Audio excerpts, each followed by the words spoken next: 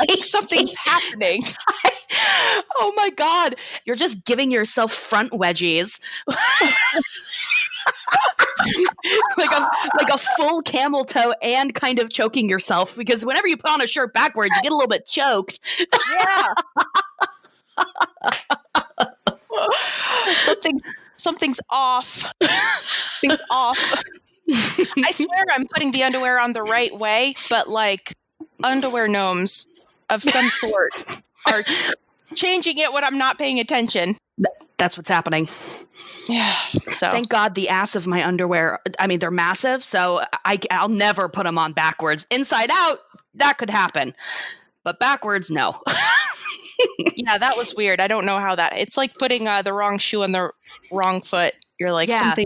My foot is inside of this, but this isn't right. That's how this whole isolation feels. I'm inside of this, but it doesn't feel right. I know. Everything looks the same. But I don't know if it is. Yeah, I'm peeing myself and putting my underwear on wrong. So we're doing great. We're thriving. Yeah. I'm excited to get into this episode. There's a lot to it, you know? Mm-hmm. Many layers here that I don't know if I am qualified to talk about, but I'm going to. So, yes. And you're all going to listen. I guess we should say hi to all of you. Hi! Hi! Hi, little shugs. How are you doing? We hope you're doing great, honestly. I bet a lot of them were doing kind of okay until they heard how depressed and full of pee-pee we are. Or maybe they're just like, oh my God, me too. Yeah. They're like, I thought I was doing fine, but maybe I'm not. Like, at least I'm not putting on my underwear backwards and inside out. Yeah, that's wrong.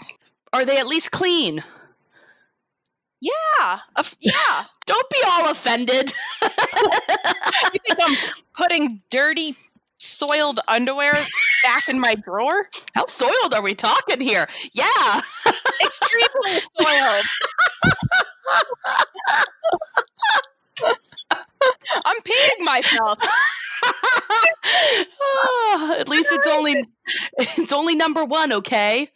Yeah, it's just number one. So I guess it's not that soiled. God. No. Extremely soiled is it's a little too far. So it is clean. So I guess I'm doing okay after all. You're doing great, sweetie. Thank you. All right. Shout outs. Shout outs. Okay. So I am giving a shout out to a follower on Instagram named Sarah. And Sarah's Instagram name is, it's spelled SAR_BEAR1017. And we've seen her name pop up from time to time. And we always refer to her as Sar Bear, which I always thought was kind of like an interesting name, like what, SARS? Like SARS Bear? But apparently it's pronounced Sare, as in Sarah, Sare. So it's like Sare Bear, which is cute. Doy. Yeah. But she just, I mean, listen, everyone knows. I don't know how to say anyone's name, so I'm surprised we haven't gotten more messages. But she sent us a really nice message, and it just says, first off, I just love you guys. Thank you. Your podcast really makes me feel like I'm hanging out with my actual friends. This was true before the quarantine, but even more so now. Your senses of humor are just, and it's two emojis doing like a okay hand. And I just thought that was really nice. And then she goes on to politely and gently let us know it's Sarah Bear. It, like, I guess like Care Bear. Yeah, she says, it's Sarah Bear, you fucking idiots. Oh. That's what she said. She did say it's Sarah Bear, you dumb cunts. Right, that's it. which I thought was a little aggressive, but she does say, "This is by no means a complaint. Keep up the great work, my hoes." I know, that made me laugh really hard when I read that. I love your banter and tangents just as much as the King of the Hill content. So yeah, keep that up too. So thank you, Sarah Bear. Thank you very much. She did not call us a cunt, by the way. We were kidding. No, it was implied. You could tell. Yep. So I have one from Swoot. So Swoot is a podcast app, and here's a little description about it. It says, Swoot is the podcast app where you get to see what your friends are listening to. Whether you're new to podcasts or a longtime listener, Swoot is the best way to discover podcasts you love and share them with friends. So almost like social media podcast sharing. So they shared us on Facebook and said, we made it to Friday and we suggest going into the weekend listening to the Ladies of Ho Yeah podcast recap 90s, 2000s Fox offering King of the Hill. If the spirit moves you, watch along with them on Hulu. So that was pretty awesome. Whoa, what? Yeah. I didn't see that. Yeah. Oh, that's so nice. I know, it was awesome. So thank you so much to Swoot. And if any of you guys use Swoot, I'd like to hear about it and your thoughts on it. Because I do like the idea of having a podcast app where you can kind of see what like friends are listening to, because how many times do people post on their Facebook, anybody have any podcast recommendations?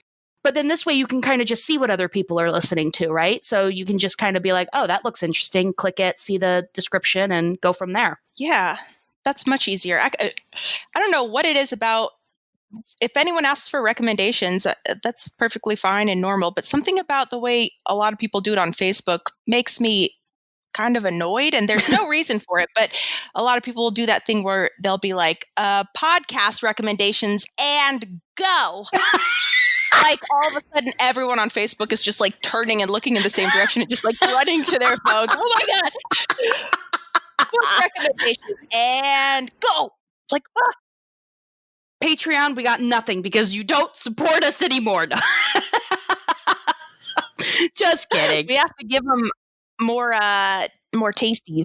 Yeah, we got to get a little tasty doodle, which we've got a little snacky coming up. Ooh. From Jackie and also me. And also me. So we are going to post our season 2 recap whenever that happens. I'm not quite sure when. That is going to be a Patreon exclusive. So we will make sure to let everybody know when it's up there. But in the meantime, there is nothing else going on. I cannot think of one single thing that's going on. Nope, not a dang. Are you ready? Yes. Are you ready for this? Jock jams.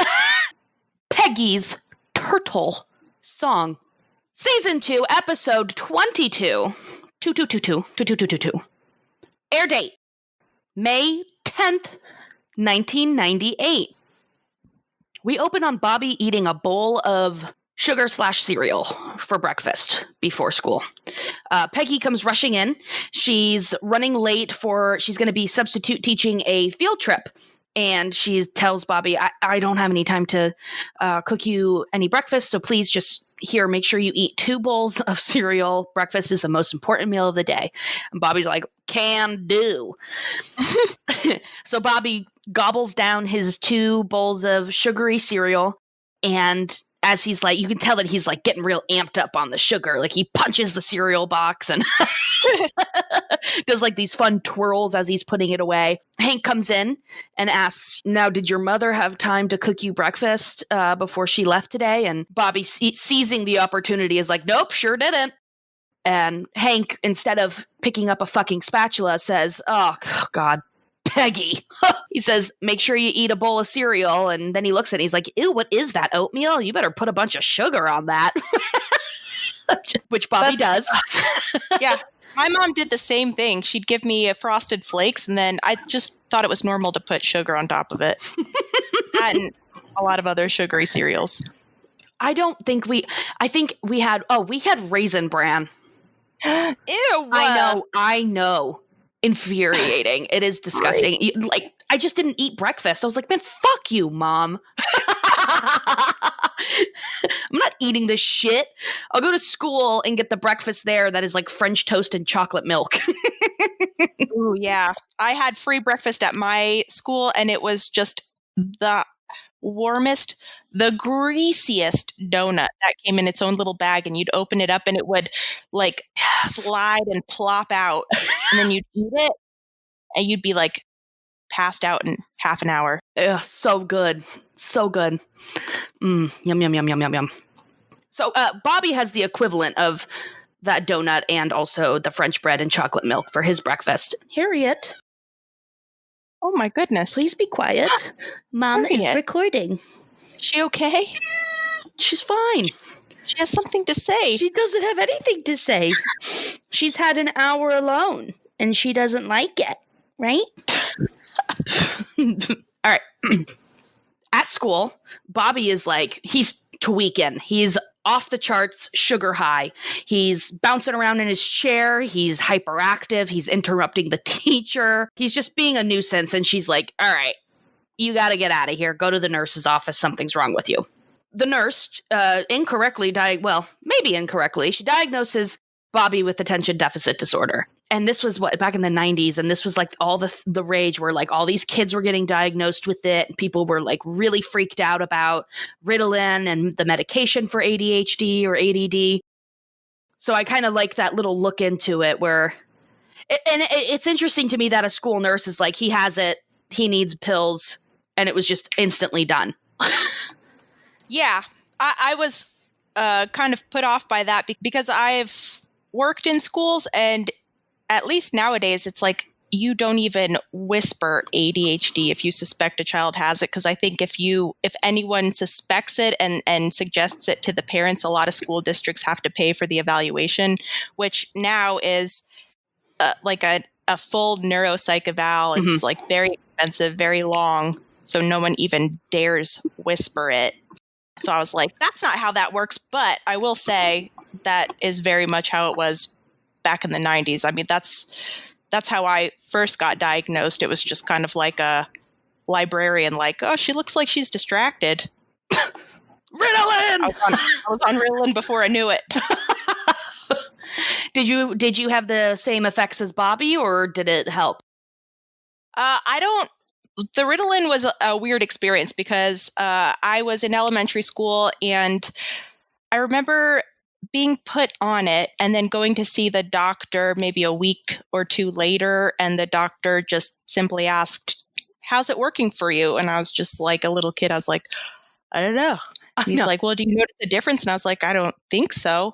And so he just like upped it. And that happened like one more time, so that the dosage just kept getting up. Oh my God. And then I just remember being at home and trying to do homework, and then going into the living room and standing in front of my mom. She was watching TV, and I was just like, I feel bad. And then I just started crying. Oh. So I went off of it. But I will say I got a more formal diagnosis in high school, like an actual neuropsych, and it was confirmed. I did have it, and I was put on Adderall, and that experience was kind of similar to what Bobby. Really? I just remember the meds kicking in class, and all of a sudden I was just like, this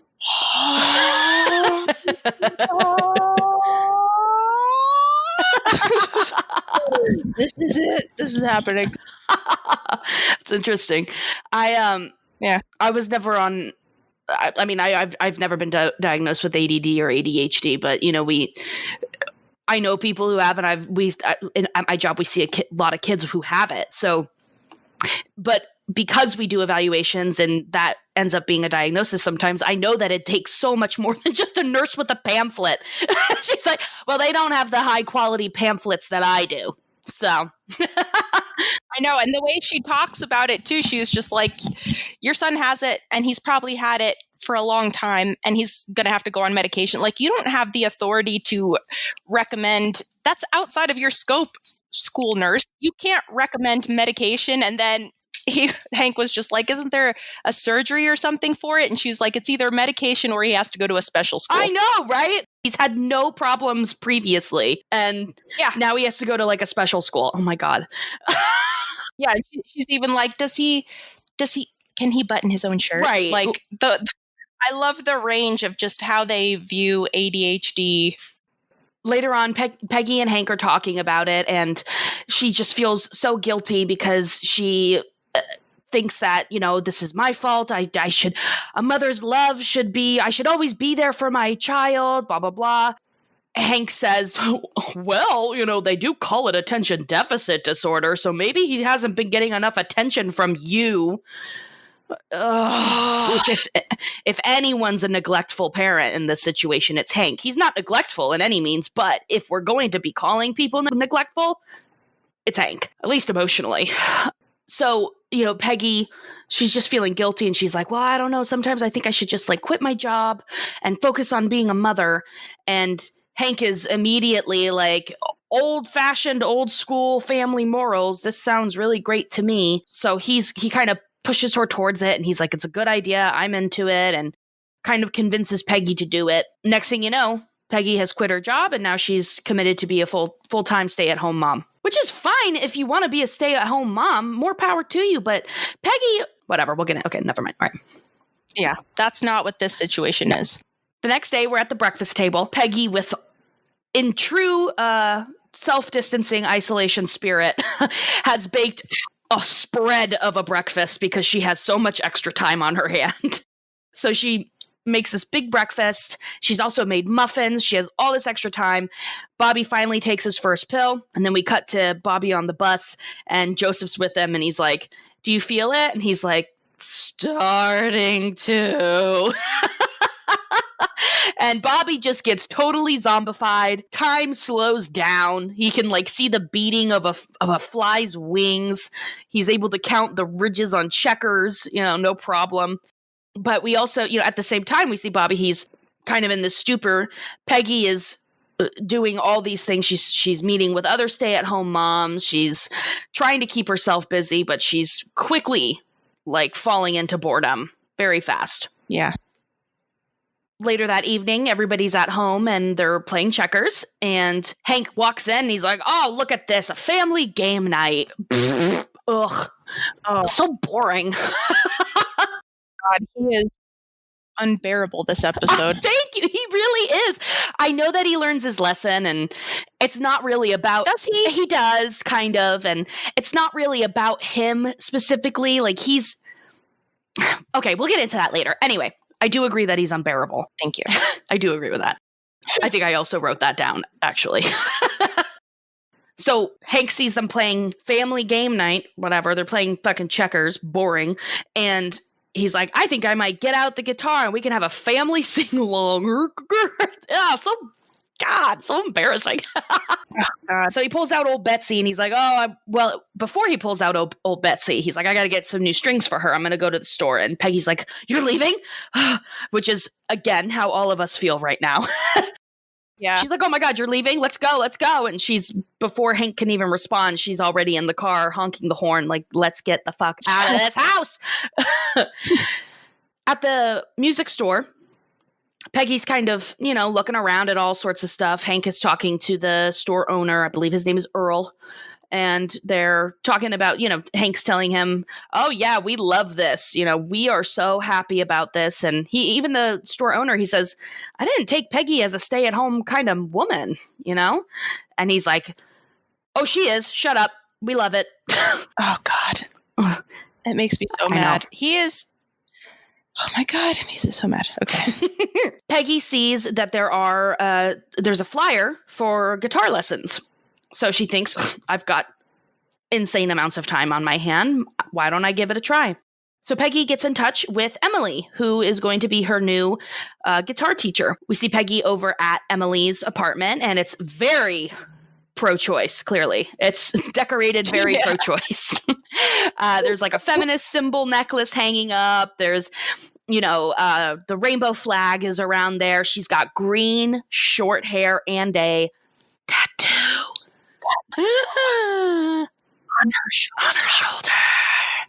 For the world to see.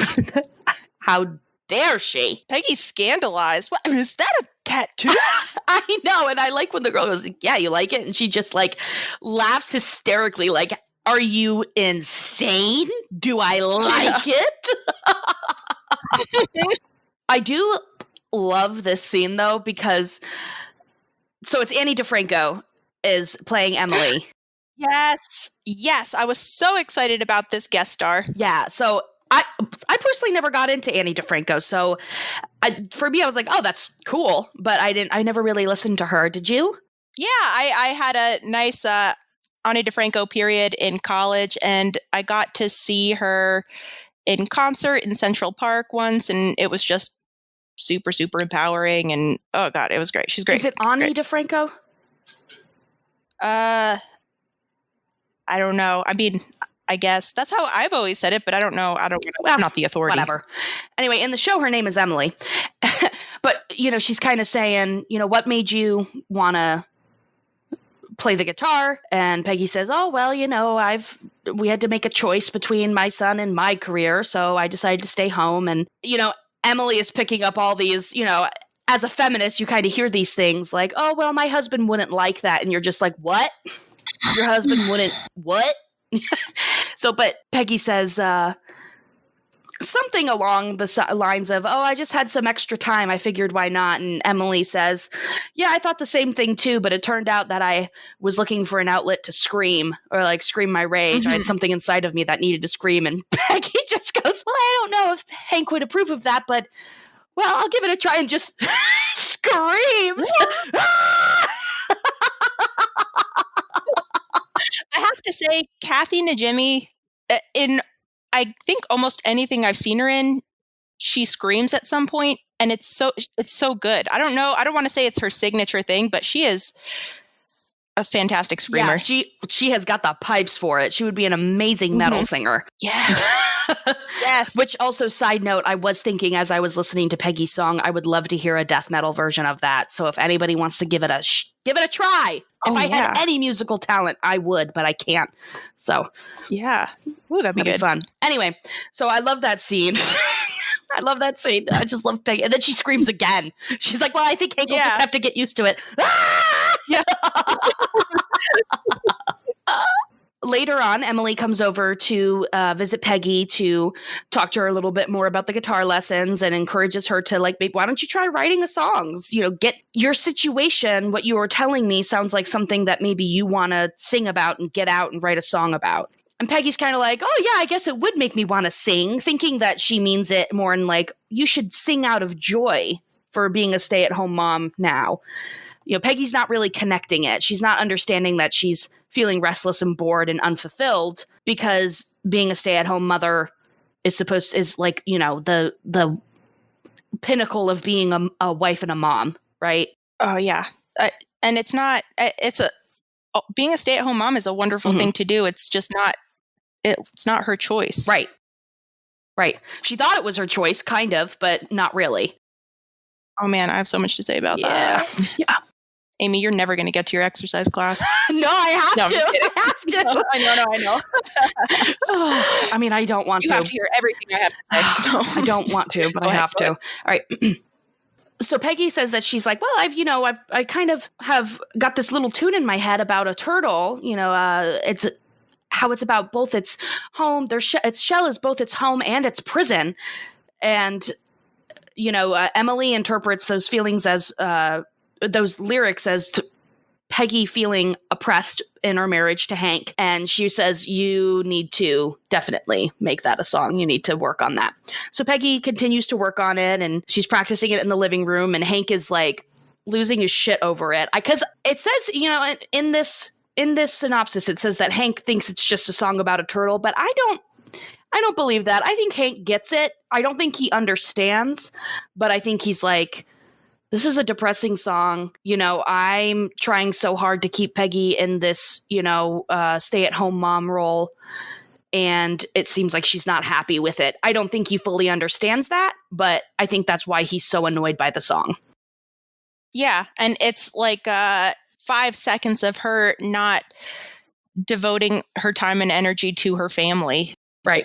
And it's just surprising how we find out how much Hank just wants her to be that.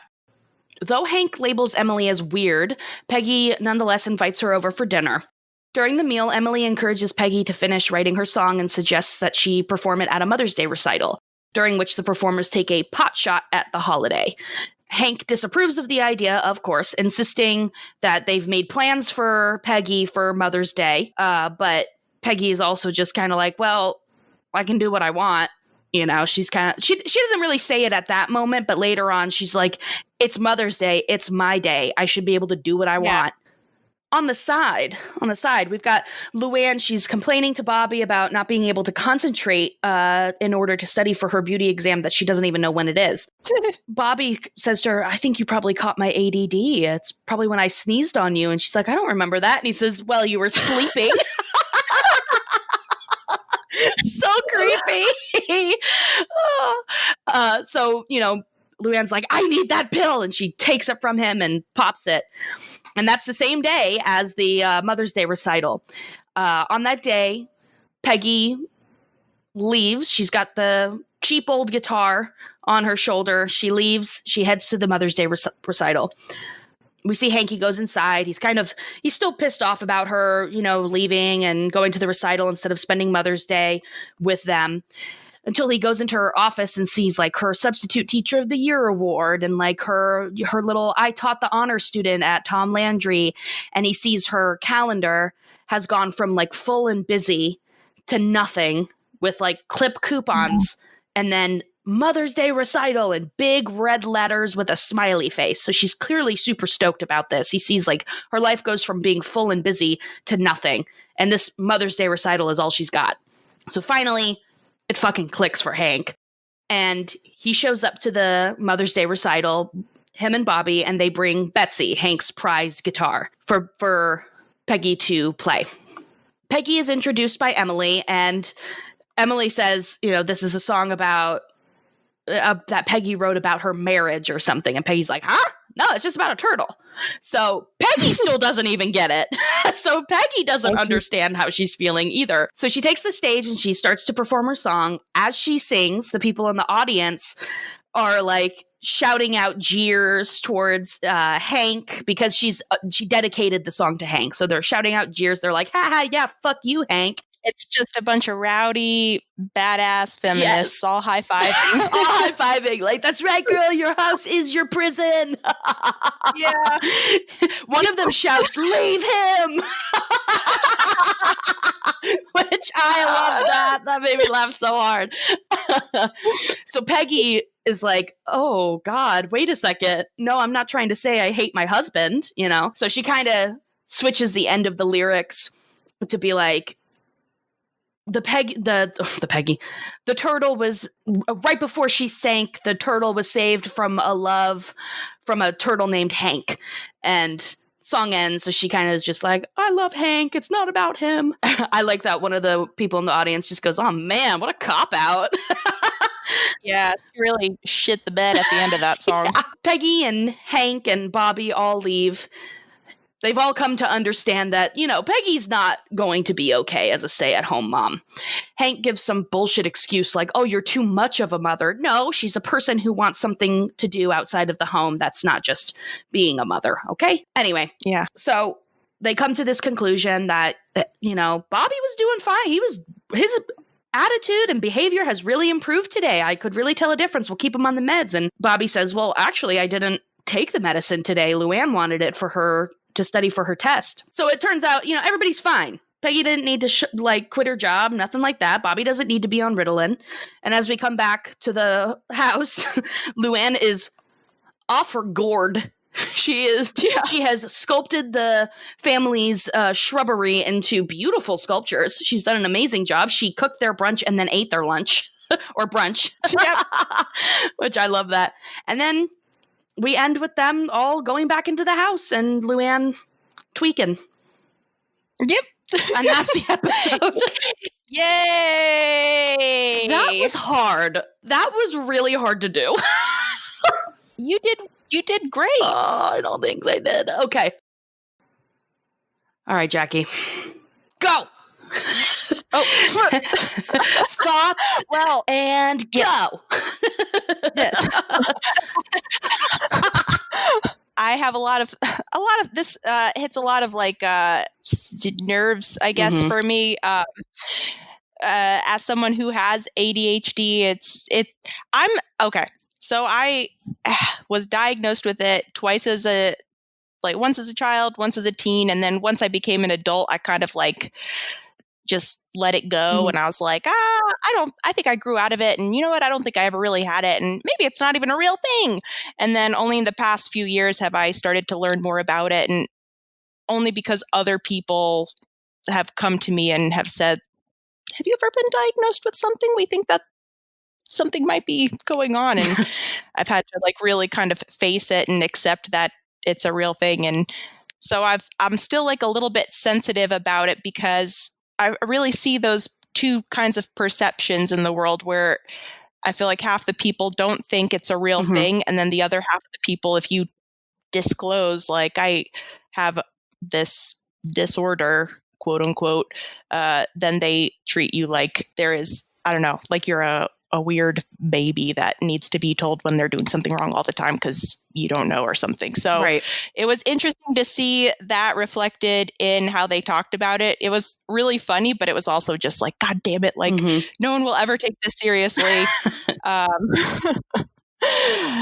everyone's just going to think that I'm like scattered and lazy or something. I don't know. Right.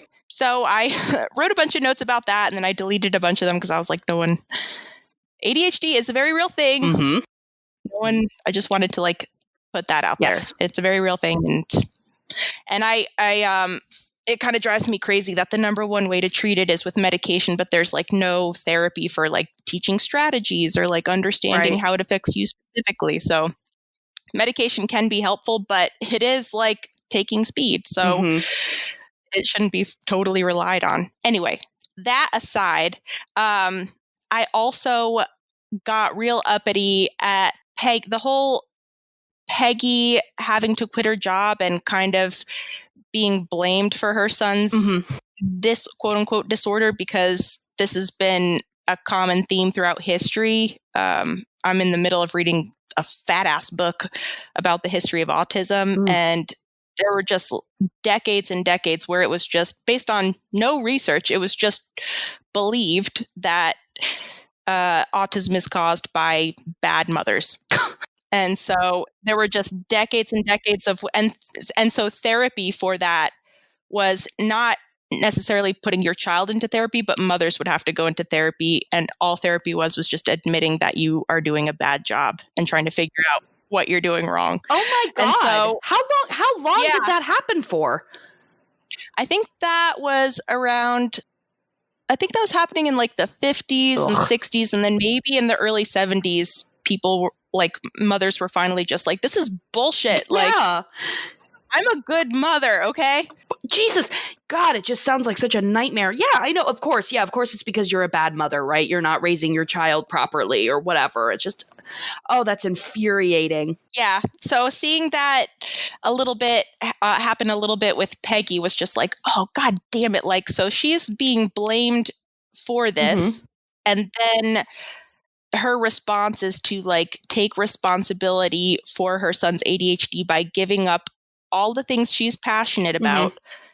And instead of Hank being like, well, I love you and I know that you love this, so maybe let's think about this before you do it. Instead, he's thinking about himself and he's just like, yeah, quit your job. Right. Give up everything that you feel passionate about because I crave some fake, false, idealistic version of what a wife should be or something. I don't know. But I also wanted to take a step back and just say, you know, I'm sure some part of it is Hank maybe wanting to recreate the childhood that maybe he wish he had and didn't have because he was raised by a psychopath. Yeah. So I definitely agree with all of that. Surprise. Of course I agree with you. But right. So it's not only just like Hank thinking, oh, this is great. This is, you know, like good old fashioned family values. You know, Hank is all about old fashioned, you know, everything. He's, you know, he wants everything to be the norm, which, back in the day, old fashioned was the wife was at home, stay at home mother. Dad went out, made the money. But I do also think that he's like chasing this ideal of a family life that he didn't have, or that he's romanticizing his family, his childhood, where he was like, my mom was a stay-at-home mom all the time and she fucking loved it. No, he's first of all, he's forgetting that Cotton was insanely abusive, and he probably didn't really want Tilly to work full-time because it's like very abusive partners use money as a ways of, keeping them from leaving. It's control. Yeah. And also, that turns out that Tilly was like, what are you talking about? No, I had a bunch of odd jobs that I did because, again, she didn't have a full-time job, probably because Cotton was like, you can't have a full-time job, but you can do like little jobs that don't pay you enough to actually save money to get the fuck out of here. So, Hank has to come to that realization too. Like, oh, wait a second. My mom wasn't super happy being a stay-at-home mom all the time. Like, she was pretty desperate to get out. Yeah. So, yeah, I think that Hank is infuriating, but it's also like, well, there's of course the reason why is because he's got like a fucked up view of family values and he had a fucked up childhood. Yeah, that's a really good point. Just the idea of him not just trying to recreate the childhood he wished he had, but the fact that he probably really does, idealize his childhood and put a rosy filter on it, because it was not rosy. He had a awful childhood. Terrible father. So I'm not as mad at him because he is a messed up, damaged person. I know. Oh, and I'm sorry, go ahead. No, go ahead. Well, I was just going to say on the Peggy front that I think that, Peggy she would never identify as a feminist ever. No matter how much she might come across as one sometimes, she still has a lot of internalized misogyny and sexism for sure. So I don't ever, like, Peggy is not, I don't think her Turtle song is about, so Emily is saying, oh, this is about you being oppressed by your husband. He's the one who decided that you should stay home. He's the one telling you what to do. He says that you can't use his guitar. He values this guitar more than you, yada, yada, yada. Whereas Peggy, I think she just craves a stimulating life. She's happy to be a homemaker, but it's not enough for her. And I think that's where the song is coming from. It's not like fuck you, Hank. It's more like I need an outlet. I can't be a stay-at-home mom 24/7. Yeah, it was a very abrupt change too. Almost no planning.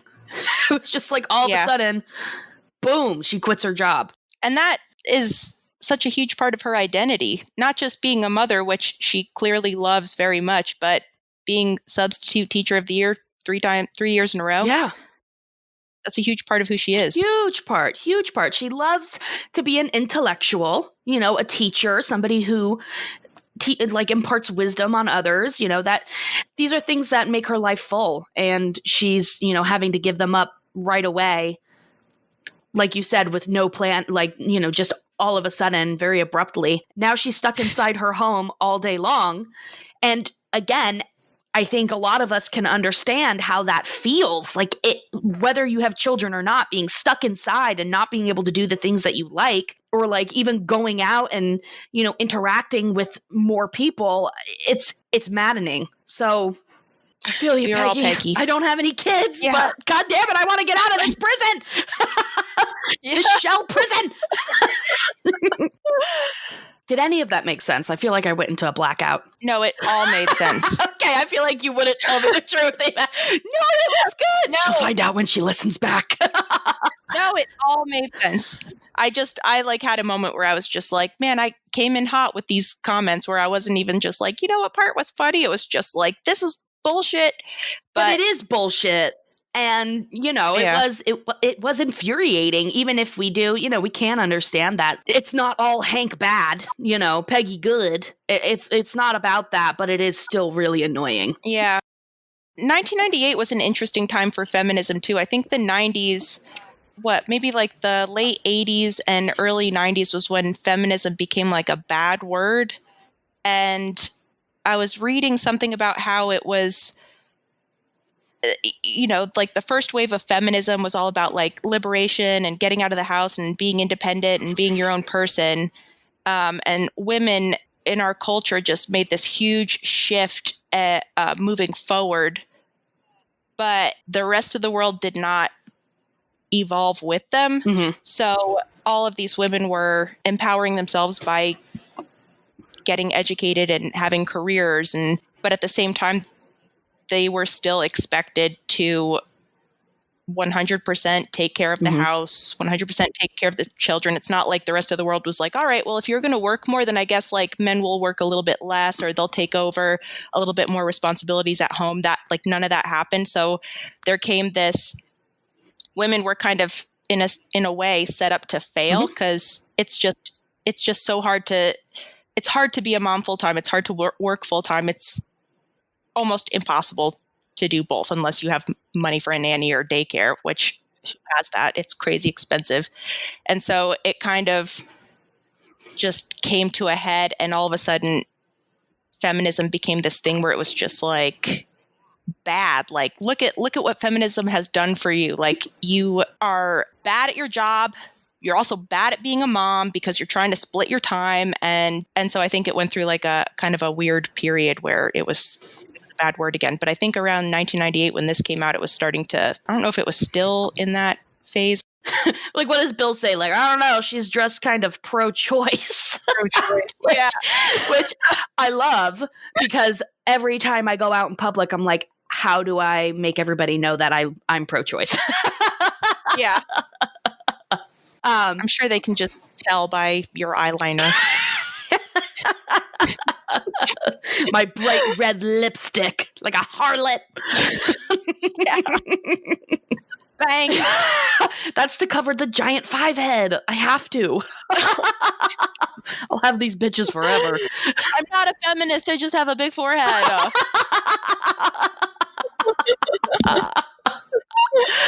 So anyway, Jackie, besides being angered, yes, do you have any favorite quotes or moments?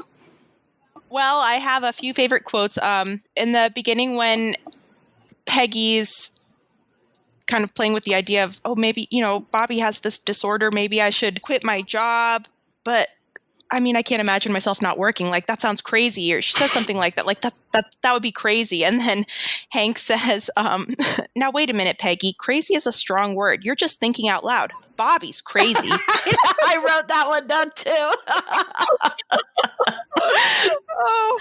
And then let's see. I wrote the one where she screams at her guitar lessons was hilarious. And then just this one quote by Hank when he's talking to the guys in the alley, and he's like, the way Peggy's been baking, there isn't going to be a windowsill that doesn't have a pie cooling on it.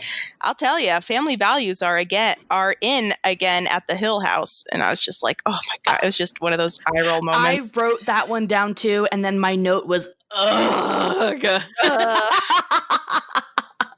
I know, he is just so ready to make this, to just believe this delusion. I don't know.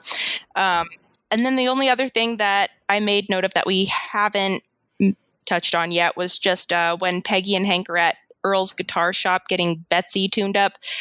I noticed that Peggy's wearing her boggle jacket. Oh! And I thought that was really cute. Yes! God, I love that jacket. The patches on it. Yes! I love that jacket. Yeah. Aww. Another thing, like she has talents and skills and things that she loves to do. Like Boggle, she's a champion. She's the Texas champion. Come on. Yeah. Come on. Well, what about you, Amy? Any other quotes or moments? Yeah. So, so when they're talking, Hank and Peggy are discussing the possibility of her working from home. He mentions his mom. She's like, she didn't work a day in her life, and except for on our family, and she worked at that. She just kept making it stronger until the divorce. Yeah. Like, he doesn't understand what he just said. I also love the scene where Hank is talking to Bobby about, okay, you're going to have to take a medication. You have a disease. He calls it a disease. And then he's like, but it's not like a disease in your body. He basically just tells, he's like, it's more like a disease in your brain. And it's pretty rare. And then Bobby just gives him this really proud, like, smile, like, oh, I have a rare brain disease. I love that. And when Emily comes to the Hill House to talk to Peggy, she goes, hey, I'm looking for the Hill House. And Hank goes, the Hank Hill House? And she goes, the Peggy Hill House? I was like, yes. Mm-hmm. And just as a little, and one other thing, where Peggy is about to go on stage and Emily says something like, what you have to say might be complex. And Peggy goes, turtles are complex. Yes, they are. I missed that. I don't know. I missed that. Turtles are complex. Yes, they are. I loved it. I love that part. That's pretty much. Oh, and I love when Bobby says, I love you, Grandma, and punches the cereal box. Yes. So good. Those are all I've got. And we saw Ladybird. No Dale ass. No Dale. Very little. No Dale ass. Very little Dale. Mm-hmm. All right. Listener comments. I heard the sound of your comments as your wheels hit the comments, and then your comments in the driveway cutting off. And I pushed through the screen door, and I stood out on the comments singing, fight, fight, fight, at all comments. But I said, let you in, just like I've always comments. And I sat you down and offered you some comments. Across the kitchen table, I fired several rounds, but you were still sitting there when the smoke cleared.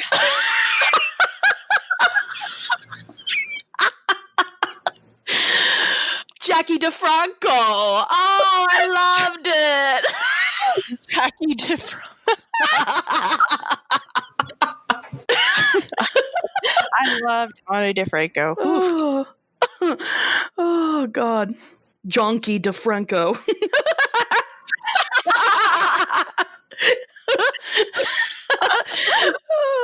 Jonky DeOnko. We're losing it. We're losing it. We got to finish this. So, Bleep Bloop says, obsessed with Peggy's near transformation to a leftist feminist in this episode. Broke my heart when she was like, and then they lived happily ever after in heteronormativity, though. Yes. I know. Yep. Oh, I wrote this down, but I forgot to say it. By Crumb Dumpster. Bobby just in his Ritalin haze at the kitchen table, and then he's just sitting there staring, and then he's just like, there's milk in the fridge that's about to go bad. And then and there it goes. I know, that is such a good one. Oh. KK transponder. I cooked you brunch, and I tuned your car, and I fixed your mower, and I ate the brunch. Cat.burr. She has a tattoo, Hank. Don't you think a girl like that could use a home-cooked meal? Love Applemint. Do I smoke it or snort it? I'll just pop it. Bobby, you're so hip. Abby Yo. I know she didn't mean to become one, but Peggy is a feminist icon. Yeah. Oh, Mendozable also says the audience yelling, yeah, leave him. That is my favorite part. Oh, I'm constantly doing that. Leave him! Dump him now! The slightest implication. Just leave him! I know. I love that. All those feminists too. And like the lady that's singing before Peggy is just, her song is just so, it reminds me of every like lesbian slam poetry night I've been to, or just like feminist, like just, talking about like fighting with someone, but then like sleeping with them and then like dumping their ass or something. I don't know. I know, it's so good. Everyone's just like, yeah. Mandolin. I have noticed that the boy's mind wanders sometimes when I'm lecturing him. A mental disorder would explain that. Hank. Mozzie C137. Get it, Tilly. Full-blown sex day for Mother's Day. That's right. Hell yeah. Oh, here it is. Right dude here. Met this guy in my boxing class, slept with him, then I kicked his ass. So That's good. what it was.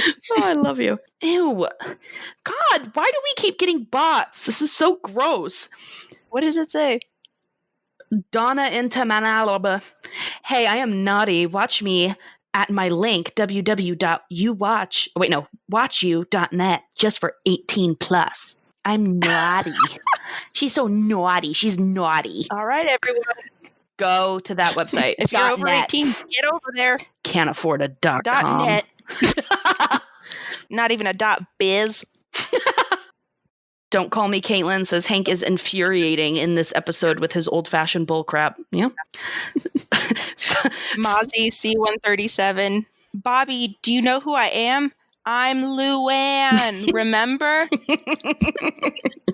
And then, I just looked at this one. Shauna Rama says, he has ADD, Luann. He didn't get hit in the head with a coconut.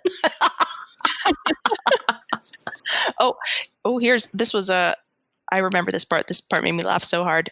Middle-aged stripper just put an emoji of eyes and then money flying away. Best part in the whole episode. Yeah, that part was wild. So good. Mendozable, as a former kid forced to take Ritalin due to being ADHD, believe me, this episode is real. Yep. The Golden Bison, she's dressed a little pro-choice. Crumb Dumpster, Hank telling Bobby he has a rare brain disease and Bobby just smiling like a goof. Oh, yay! It's Nasty Cat. Nasty Cat 11. Nasty Cat. Nasty Cat is back, and Nasty Cat says, more of these magnificent stories. Prrr. Nasty Cat is back and nastier than ever. Nasty Cat! Nasty Cat! How'd you find us again, Nasty? You nasty kitty! You're nasty. Oh my god, I went to Nasty Cat's page and it just says, please follow my main page, Nasty Cat ____, and then under that it says, we'll protect you from the virus. Oh, Nasty Cat, my protector. Oh. Jorg, hello. Home is a prison as well. Hits different now. Yes, it does. Yes. Mozzie C137, Boomhauer's mom. Yes. That was awesome. Just a brief bit. What does this mean? Hello, friends, I'm Bob Dole. Which I love that fucking... Again? I love that fucking name. Says, she's almost too turtley for the Turtle Club. What does that mean?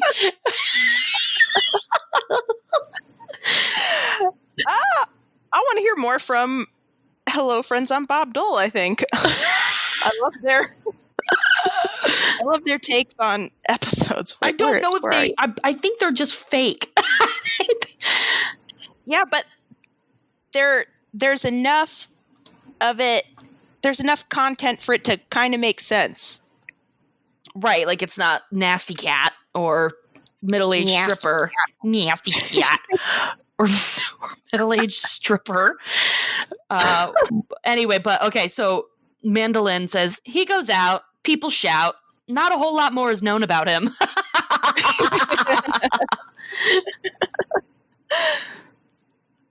All right, that's all I've got. That's all I've got. All right. Well, trivia. Real quick. About that trivia. Okay, ready. Speed trivia. Speed trivia. All right, Dracky. What the fuck is your name? Jackie. My trivia question is, what is your name? Dracky. Fuck. Next question. All right. What industry did Bill's ex-wife Lenore work in? Oh, fucking inspiring posters. No. Yes. Inspiring posters? No, but close. What is it? Motivational poster industry. Motivational. All right. My question. How many ridges are on each checker? 96. Okay, your next question. Wait, where is it? Oh, God. Hurry. Oh, God. Oh, God. Oh, God. Oh, God. Ah! What kind of guitar does Hank own? A Harley Davidson. I don't know. A Guild Solid Top 1963. Oh, Hank okay. loves a solid top.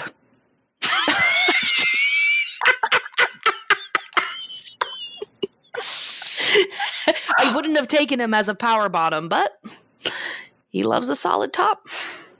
If he could, he would just be a middle. A flat middle. He would just be an observer. Yeah. Okay, my last question. What is Emily's phone number? Oh, fuck off. I don't know. 555-8703. Is that all of your questions? Yep. Yay! And do you know what the next episode is? No. Oh. What is it? It is Propane Boom! Oh my god, it's the last episode of season 2. That's right. Oh, this one's a doozy dozer. It sure is. Wowie. Oh my god, I'm so excited. You can bet I'm going to be peeing my pants on purpose for this one. Your dirty, dirty, backwards inside out panties. My panties are clean. No, they're not. I've seen them. They're skid marked to hell. That's why I only, little tip, that's why I only buy brown underwear. So you can never tell. Only by stench alone. Oh, That's my smell. it's just because, these are mine. All right, I gotta go. All right, on the count of 3. Oh, bye everyone. Rate, review, subscribe, tell a friend, and we'll see you next week. And we love you. Yes, stay safe. Love you. Bye. Stay safe. And a 1 and a 2. 1, 2, 3. Vaya con Dios.